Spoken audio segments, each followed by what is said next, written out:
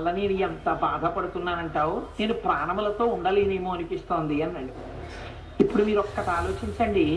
ఇలా వర్ణన చేయడంలో ఒక గొప్ప స్థితిని వాల్మీకి మహర్షి ఆవిష్కరిస్తున్నారు. అలా మనం ఆఫీస్ మెట్ల మించి దిగి వచ్చేస్తుంటే ఎవరో ఎదురొచ్చి, కోటేశ్వరారు ఇవాళ సూర్యకళా మందిరంలో చాలా అద్భుతమైనటువంటి నాట్య కార్యక్రమం ఉందండి అన్నారు అనుకోండి.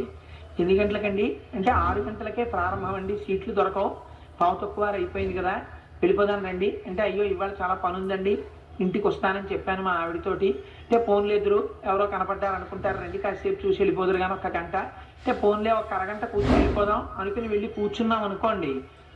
మహోత్కృష్టమైనటువంటి ఎన్నడూ చూడని రీతిలో ఒక అందమైనటువంటి నాట్య సన్నివేశం జరుగుతోంది అనుకోండి. జరుగుతుంటే ఏ భామ కలాపమో జరుగుతూ ఆవిడ నిజంగా సత్యభామేమో అన్నంతగా లేఖ వ్రాయడం అవన్నీ నటించేస్తోంది అనుకోండి.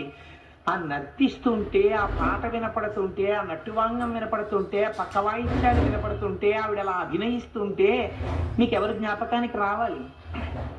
అయ్యయ్యో పాపం దానికి చెప్పలేదు, దానికి ఎంత ఇష్టమో ఇవన్నీ భామా కలాపం, ఇవి పిచ్చిదానికి చెప్పుంటే అది కూడా వచ్చేసిను, దానికి చెప్పలేదు నాకు తెలియలేదు ముందు అని బాధ ఎక్కడ రావాలి?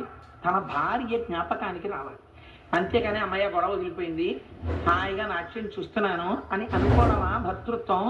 తన భార్య జ్ఞాపకానికి వచ్చి తాను పొందుతున్న సుఖాన్ని తన భార్య పొందలేకపోతోందని విలపించడం భర్తృత్వమా?